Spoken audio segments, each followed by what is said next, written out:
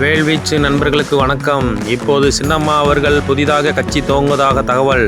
அவர்கள் சபதம் எடுத்தது எப்போது? இப்போது ஞான உதயம் வந்தது போல் புதிதாக கட்சி துவங்குவோம், முக்குளத்தோரை ஒன்று சேர்ப்போம் என்று கூறுவதாக தகவல் வந்துள்ளது.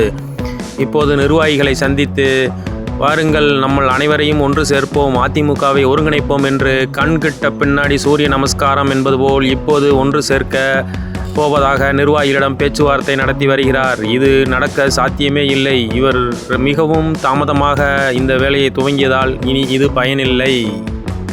இனி இவர்கள் சமூக தலைவர்களாக மட்டுமே இருக்க முடியும், பொதுத் தலைவர் ஆக முடியாது. இவர் போனதில் மிகுந்த மகிழ்ச்சியில் இருக்கும் எடப்பாடி.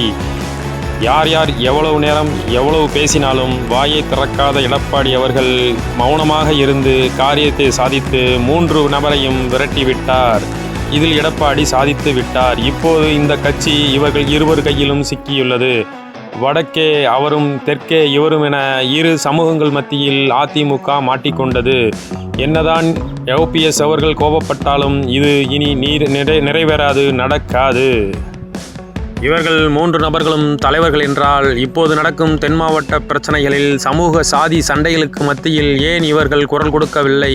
ஏன் சின்னம்மா அவர்களுக்கு கூட அந்த அளவுக்கு அரசியல் புரிதல் இல்லாவிட்டாலும் டிடிவிக்கும் OPSக்கும் நன்றாகவே தெரிந்தும் இவர்கள் மௌனம் காத்து தென் மாவட்டங்களில் நடக்கும் ஜாதிய பிரச்சனைகளுக்கும் ஜாதிய மோதல்களுக்கும் குரல் கொடுக்காமல் முக்குளத்தோர் தலைவிரித்து ஆடும் சாதி வெறியும் அருவாள் வெட்டுக்கும் இவர்கள் குரல் கொடுக்காமல் மௌனம் காப்பது ஏன்? அப்போது இவர்கள் வாக்கு மட்டும் வேண்டும், இவர்கள் வாழ்க்கையில் அக்கறையும் நலனும் காட்டாத இந்த தலைவர்கள் இனிமேல் இருந்தால் என்ன, இல்லாவிட்டால் என்ற முடிவுக்கு முக்குளத்தோர் சமுதாயம் தென் மாவட்டங்களில் வந்துவிட்டது. இனி ஒரு புரட்சி வெடிக்கும் தென் மாவட்டங்களில்.